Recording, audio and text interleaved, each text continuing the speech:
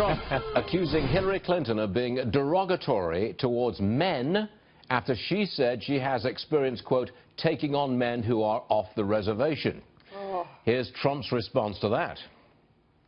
First of all, her first statement about the reservation was, aside from being put down by Native Americans very strongly, but forgetting about that, it was a very derogatory statement to men. It was almost as though she's going to just tell us what to do, tell men what to do. I thought it was a very derogatory statement. It was a real put down. If I would have made that statement, or if somebody else would have made that statement, it would have been like a big headline.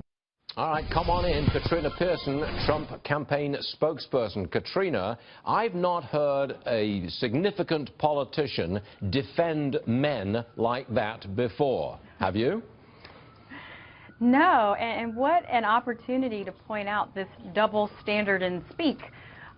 You know, Mr. Trump is right. Are men supposed to be in a certain place and say certain things and only allowed to leave the reservation when the woman allows?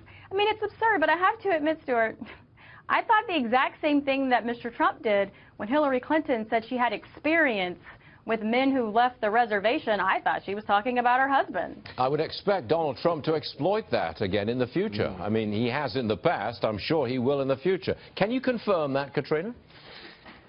Well, I'm sure anytime this topic comes up or Hillary Clinton tries to use it as some sort of shield, of course this is going to come up. And she's apologizing for using going off the reservation, which is something that is just understood as veering off on a different topic.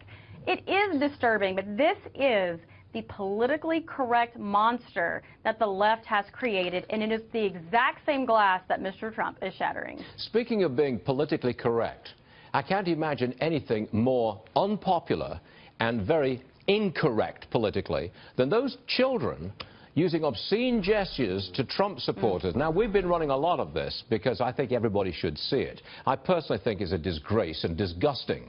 Here's your opportunity to chime in on the antics of Mr. Trump's opponents. Well, I mean, you're absolutely right. This is disturbing.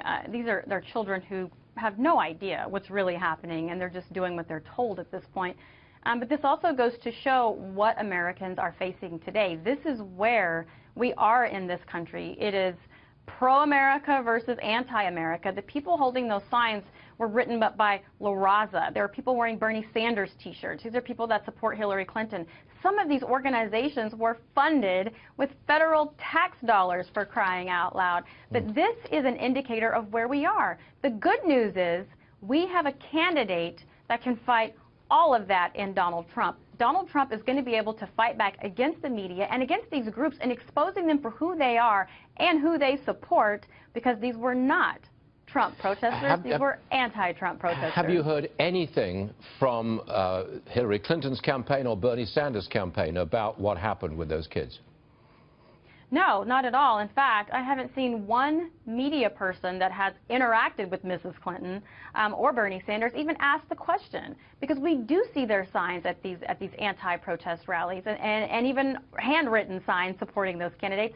But no one in the media is asking them if they condone this behavior, if they support this behavior, or even if they're going to come out and tell their supporters to stop behaving like animals.